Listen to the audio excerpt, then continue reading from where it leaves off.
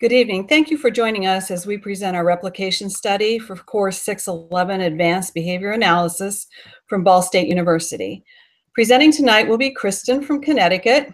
Hello. Joanna from Virginia, from Georgia, Andrea from Massachusetts, and I'm Cheryl from Indiana.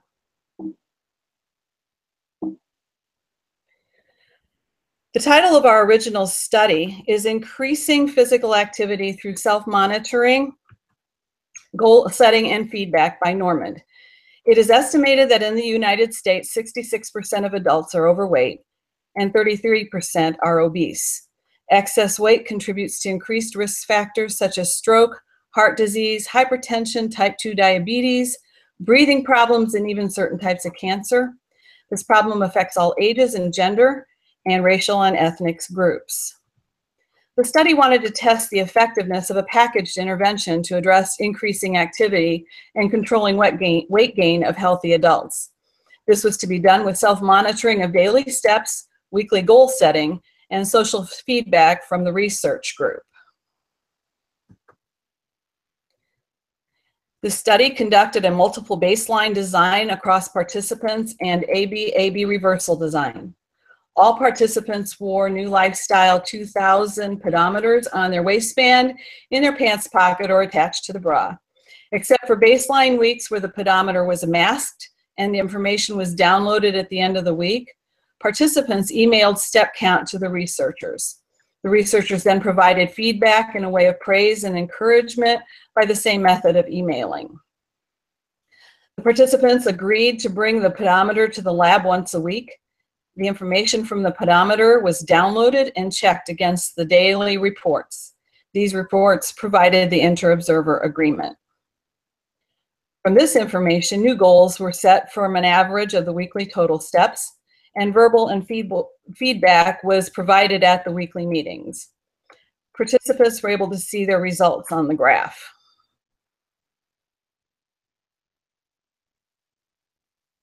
The results of this study showed that each participant increased their steps with the introduction of the packaged intervention. The second baseline resulted in a decrease in steps when the intervention was removed. And then steps again increased with the reintroduction of the intervention. Participants completed a social validity survey, which indicated that the participants felt the intervention was helpful in increasing daily steps.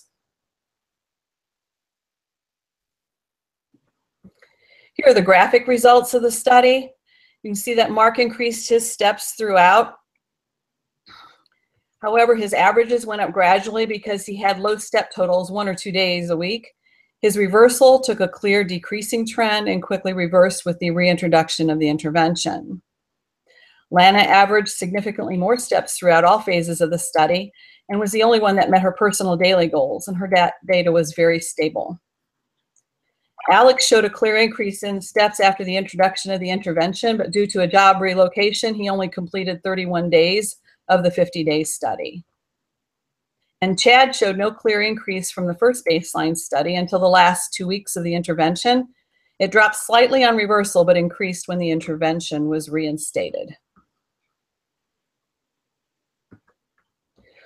Overall, the intervention package produced an increase in total daily steps taken. It was noted that daily goals were not realized. Many of the participants failed to meet daily goals 1 or 2 days per week. So they relied on the weekly average goals, resulting in the overall increase in steps.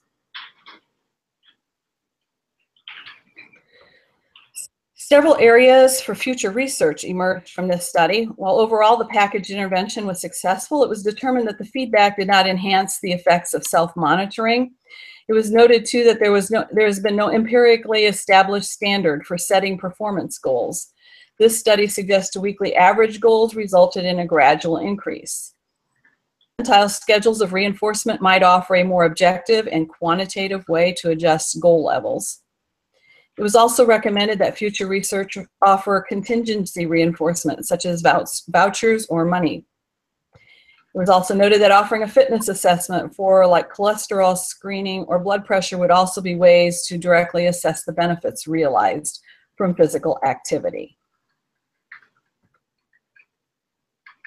So the rise in obesity over the past few decades has caused many businesses and health organizations to search for solutions using behavior analytic strategies. Since physical activity can aid in the prevention of diseases, the U.S. Department of Health and Human Services recommends at least 30 minutes of moderate physical activity each day. So walking is the highest ranked activity, and with recent technological advances like the Fitbit, the options for intervention are endless. So some of the convenient and efficacious interventions that we found included contingency management, feedback, self-report through permanent product recording, and changing criterion designs. So the purpose of past research has focused a lot on the measurement of the frequency of steps, but suggests that there may be a magnitude component to that. An article by Hayes and Van Camp found that self-management was successful in increasing and maintaining moderate to vigorous physical activity. So that's that magnitude component. During the study, children wore Fitbits during unstructured recess time, and the result of that study was that all participants increased their steps and exceeded their goals during intervention while returning to those baseline frequencies when the procedure was reversed. Another important aspect may be contingency management. So that's when another person monitors the results and provides or denies reinforcement based on those goals. An article by Curdy and Dallery, 2013, used internet-based intervention with monetary consequences.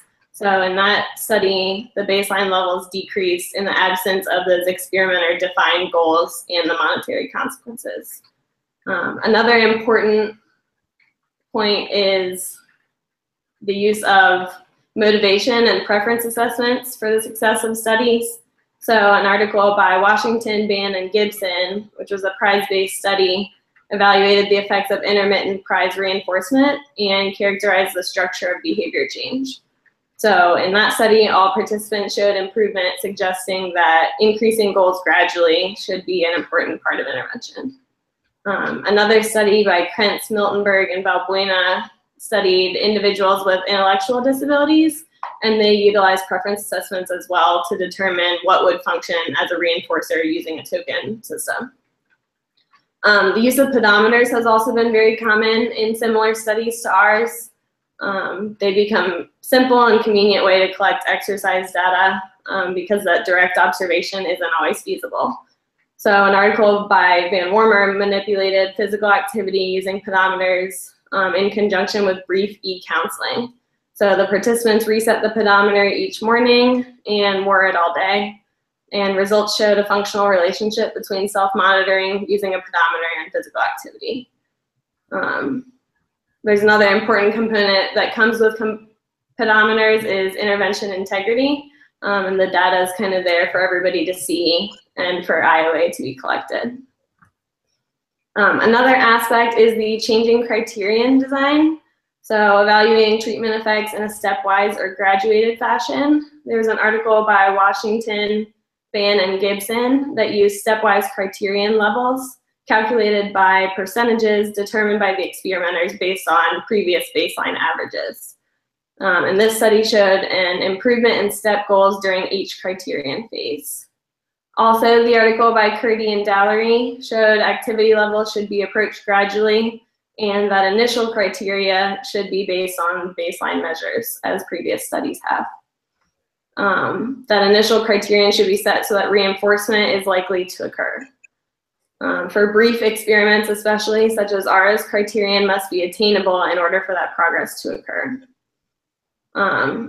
So in conclusion, the article by Curdy and Dallery, the purpose of that study was to assess the feasibility, acceptability, and efficacy of these interventions. So the key in this study was to reduce weight and increase activity, and suggested that the intervention should be simple, convenient, and inexpensive in order to be efficacious. So this uses low effort recording in conjunction with relatively high effort behavior, which is that exercise. In terms of efficacy, all participants returned to baseline levels in the absence of those experimenter set goals.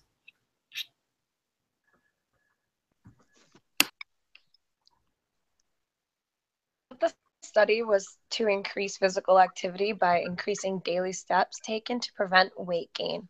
The study focused on the effects of a packaged intervention of self-monitoring steps, plus goal settings, and social feedback from other methods that have been used. The participants consisted of 5 female adults, all reported to be healthy. Participants were recruited through Ball State University. In the study, different states. Cheryl is a 62-year-old woman from Indiana. Is a 23-year-old from Connecticut. Joanna is 26 from Virginia. Madeline is 24 from Georgia. And myself, I'm 24 from Massachusetts. All 5 participants' steps were recorded as they continued their daily schedules, work, home, and leisure activities. The materials needed for this study consisted of a 3D Fitbud simple step counter pedometer with a lanyard to measure baseline intervention and post-intervention weight, sheet for tracking daily steps and feedback, a social validity survey, messages and hangouts for weekly meetings. So this is our survey. Once all the data had been collected, each participant completed the survey in regards to how they felt the intervention had worked, are as shown 1 through 4, and were rated on a scale from 0 to 4.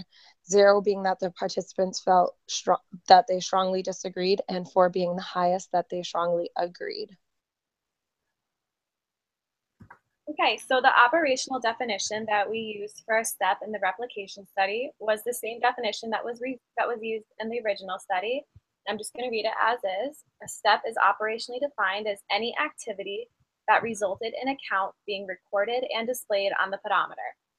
The pedometer tracks steps according to the movement detected when the pedometer was placed in or on the pant pocket or waistband of the participant.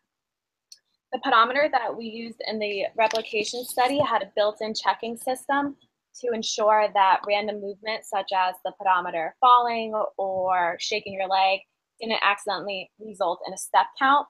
And this was done by the pedometer recording the first 10 steps, but not actually representing them visually until there was 10 consecutive steps in a row. So you could start walking, but the first 10 wouldn't be recorded until they were 10 in a row. And then it would show up on the screen. And we believe that this helps make it more accurate.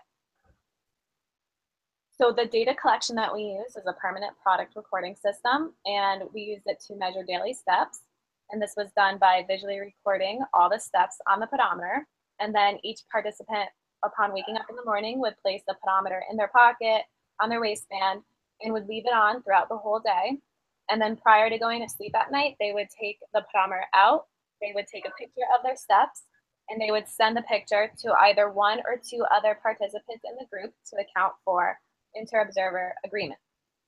We also, so between the original study and our replication study, it was agreed that predetermined times for data collection wasn't necessary and would actually could result in skewed results because the purpose was to measure individual increases in steps. So if there were preset times, if a participant was more active before or after, this wouldn't be totally representative. So we just had it when you woke up to when you went to sleep. We also put the results into the Google Excel online sheet in order for all participants to view and for us to have IOA.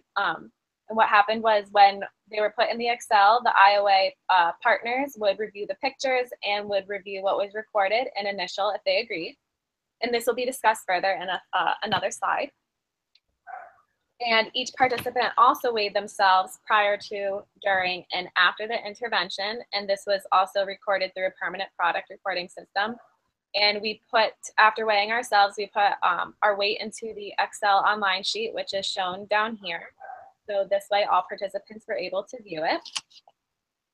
And then we also, to address the acceptability and the degree to which participants believed that the package intervention was successful, a social validity survey was filled out at the end of the intervention by each participant. The replication study utilized an AB-AB reversal design, and each participant achieved a steady baseline after 5 days of collecting data before moving on to the treatment phase. The first treatment phase consisted of 2 goals.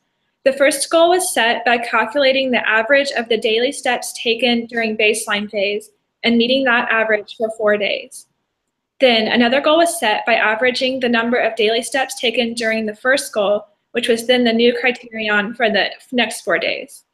After meeting both goals, participants returned to baseline and didn't receive feedback or set any goals for 5 days.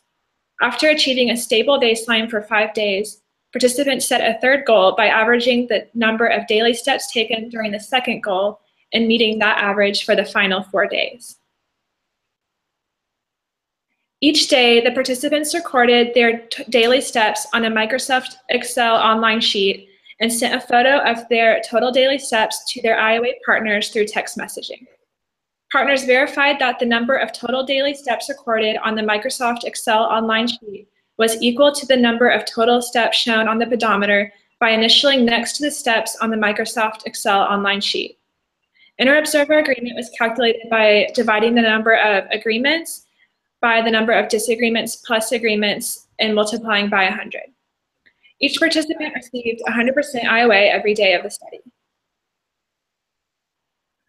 This slide shows a screenshot of our Microsoft Excel online sheet.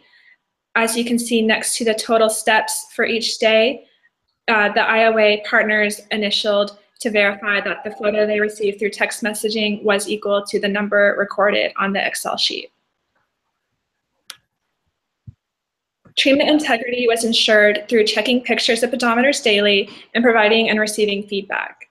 A checklist was created prior to the onset of the study for each participant to review and check daily, and the checklist was discussed at weekly meetings. This slide shows the checklist we created prior to the start of the study. Once a week, we would do a fidelity check on ourselves and then share our checklist with each other once a week at our online meeting.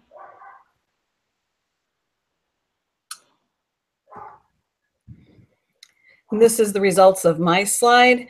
Overall, the intervention was successful in increasing my daily steps, as the graph shows.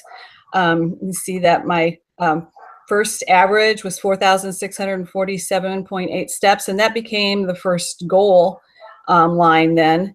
And then from that, the average was 5,752.5 steps, and that became the second goal as part of the intervention phase. And then we moved into baseline 2, and my average was 5,874.6, which was higher than my last, but a little bit lower than my second goal. And then we took the average from the second goal, and that became our goal for goal 3. And you can see that by the end of the intervention for goal 3, I was averaging 6,864 steps for those 4 days.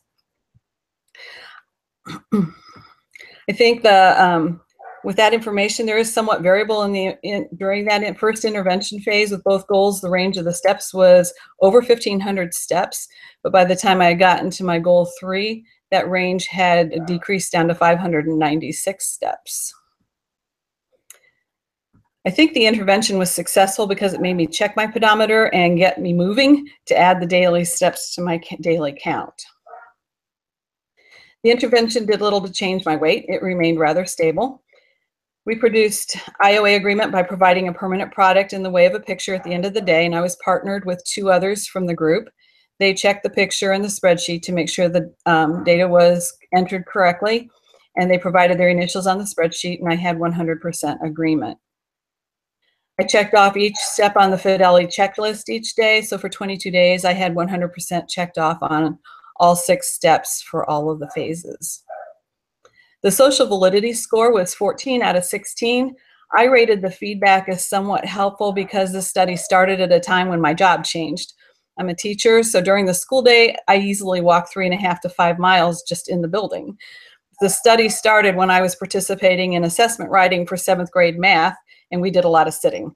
The members of my team knew I was doing this study, so I became the designated gopher. And whenever we had anything sent to the printer, I would go retrieve it. So they were helping me with my walking and getting me some steps on my pedometer for that first baseline. The first baseline was relatively low compared to my regular school days, though. Knowing that others were checking and we would be graphing made me get up and move.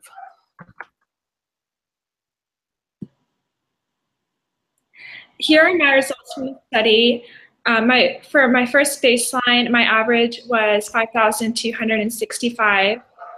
For my first goal, my average was 5,637, which then became the goal for goal 2, where my average was 9,204.75. The goal for my second, the average for my second baseline was 7,941.4.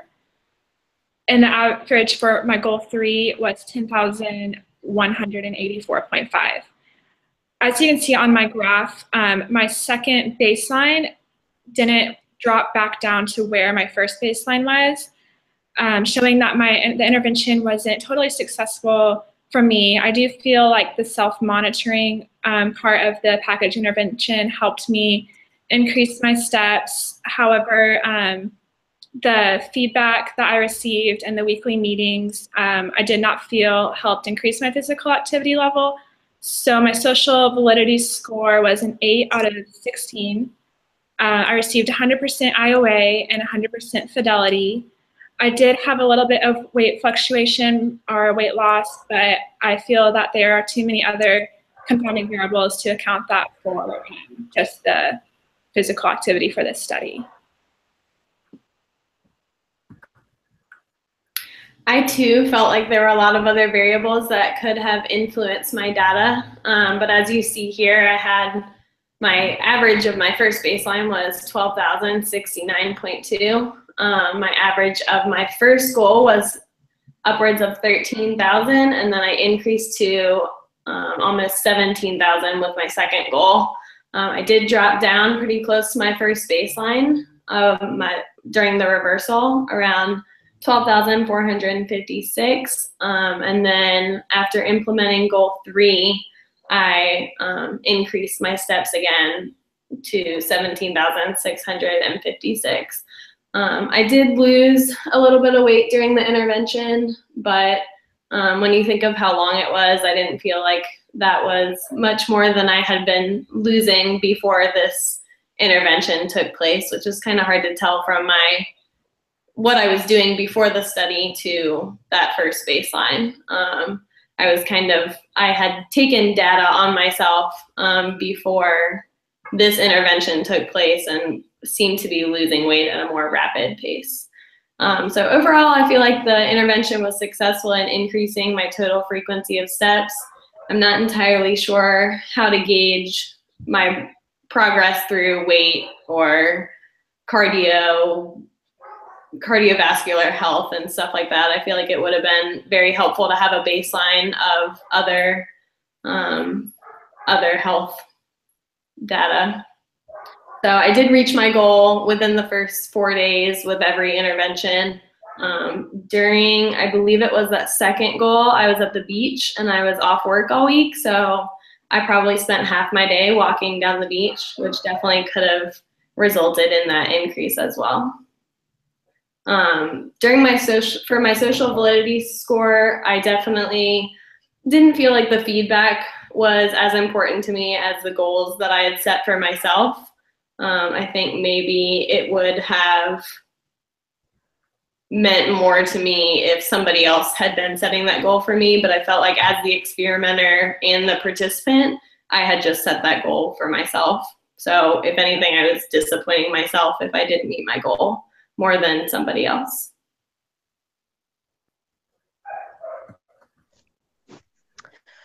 Displayed on the screen are my results of the study. As you can see, my average increased throughout all phases. Line 1 was 13,506. For the goal 1, the average was 15,370. In the second goal, the average for me was 16,873. So when we move back to baseline, my average was 14,208. For goal 3, my average was 18,423. My social validity score was 8 out of 16 because I did not feel that the feedback or weekly meetings helped increase the activity level. However, there was weight loss due to the study, % IOA agreement, and 100%.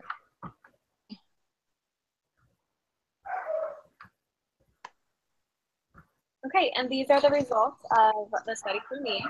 And so as you can see, looking at my graph, the intervention was somewhat successful in increasing my steps. Quickly go over my results. So during the first baseline, I had an average of 5,782 steps, and that became goal number 1. And I had an average of 6,744 during goal 1. And then during goal 2, the goal was 6,744, and my average was 7,787 steps. Then I returned to baseline, and as you can see, the first day was still relatively high, but then after that, I did drop pretty low, and it was pretty close to the first baseline. And so that average was 6,234. And then for my final goal, that goal was 7,787 steps, and I averaged 8,765. So overall, I did increase my steps, and I was able to meet my goal within the first 4 days. So I did think it was effective, and there was a little variability. As you can see, it's not completely stable, but with our criteria, I was still at least meeting all of the goals.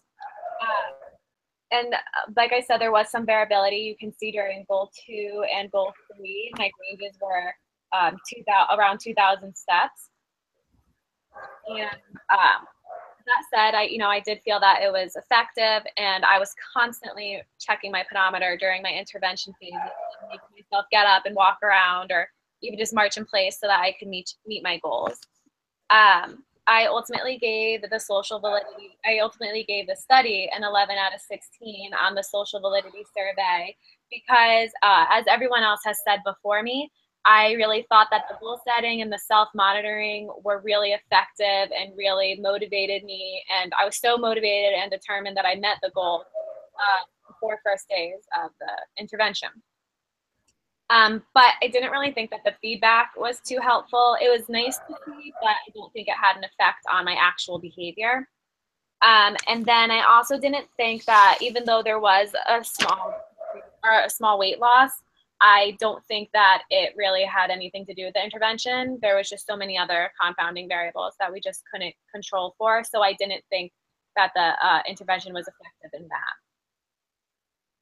And then as it's been discussed, I had 100% IOA for every day, and I also had 100% fidelity. I checked off each step every day, and so for those 22 days, I did have 100% fidelity. So overall, it was somewhat effective, even though my data is a little bit variable. I did make increases. So as everyone has just said, and just reviewing our graphs and the data, each participant did show an increase in steps. There was variability, and this was ultimately probably due to the fact that we had some time restraints.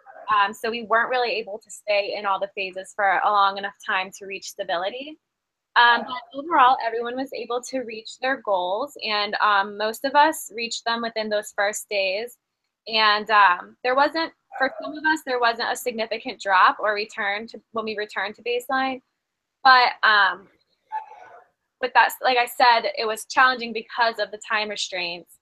And since there wasn't a clear drop or a significant drop for everyone, it can be challenging to state whether or not there truly was a functional relationship between the package intervention and the increase in steps. We also found that self-monitoring and feedback increased fidelity and the IOA scores, and that was ultimately because we felt as though it increased participants' accountability because we had to share it with each other, we had to do it ourselves, and we see that through the fact that everyone had 100% agreement and 100% on the fidelity score. according to the social validity results, each participant did believe that the self-monitoring and the goal setting was effective in increasing their overall steps. And it was found that we all agreed that the intervention didn't really impact our weight, or it looked as though it did, but we all agreed that there was probably too many other variables that could have accounted for this weight change. Okay, future steps for increasing physical exercise could also be measured by magnitude of exercise rather than just frequency of steps, as was indicated in some of our literature review, such as counting calories for weight loss or tracking how long somebody is doing more intensive exercise. Another area that could be explored is with the use of initial and final physical fitness tests, including weight, blood pressure, cholesterol, and glucose screening. You could easily tell if those fluctuations were showing up as the participants went through the interventions. Another way to increase step would be to use a systematic increase, such as a percentile. Example would be that participants would increase steps by 15% with each goal rather than just use their weekly averages.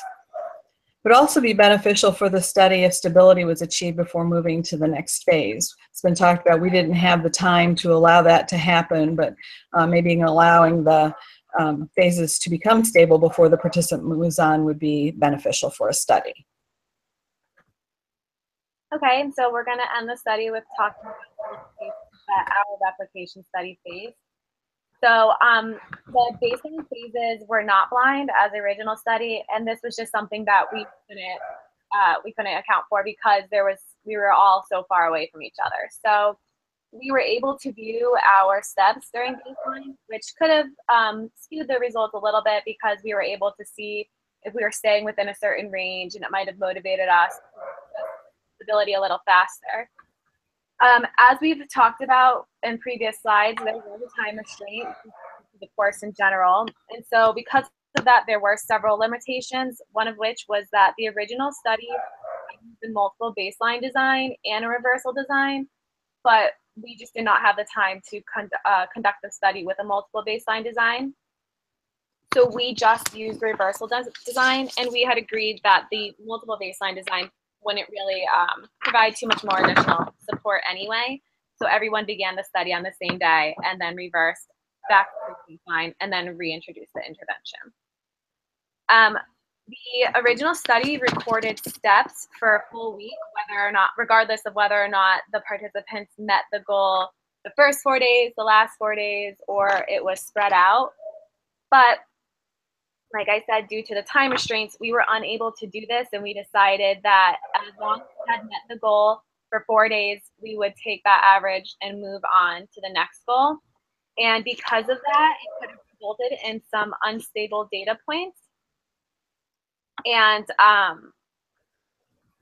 because, like I said, because of that, our stability wasn't that great, but we still were able to achieve our goals within those first 4 days or 5 days. We also thought that there were confounding variables, as we've all stated. Yes, there was a slight weight loss for every participant, but there were too many other factors that we just couldn't control for during this study. And so it's hard to determine whether or not the intervention really had an impact on our weight loss. Another limitation of our study was that we had to rely on participant honesty because we were recording and monitoring ourselves. So, for example, we had to believe that whatever the steps were that were recorded were actually steps and weren't just the fact that participants were shaking the pedometer to try to reach their goal. Another limitation, and that Cheryl just discussed before, is that we only use the average from the previous goals to determine what the next goal would be. And so it probably would have been more significant if we had used a more systematic increase, such as a percentage from the previous goal. And this way we could have also ensured that there was a consistent change in the criteria. There was also 2 instances of which we had to use different recording devices. One participant did not receive her device in time. She had to use a different device. And then another participant's device suffered water damage, during the last intervention phase, so she had to use the device. And the reason why we couldn't control for that was also due to the time restraints. We couldn't wait for the device to come in and for a new device to come in. And this could have resulted in differences in recording because they were different devices. And finally, after speaking with the professor, we do realize that our y-axes on our graphs are not standardized, and this may cause some difference in the visual representations of the graphs, but this will be addressed in our final presentation or our final paper. So here are our references, and overall, as we've all stated, we thought that the self-monitoring, self-management portion and goal setting were effective in increasing our steps, but thought that the feedback wasn't as helpful. So thank you for watching, and we are all set.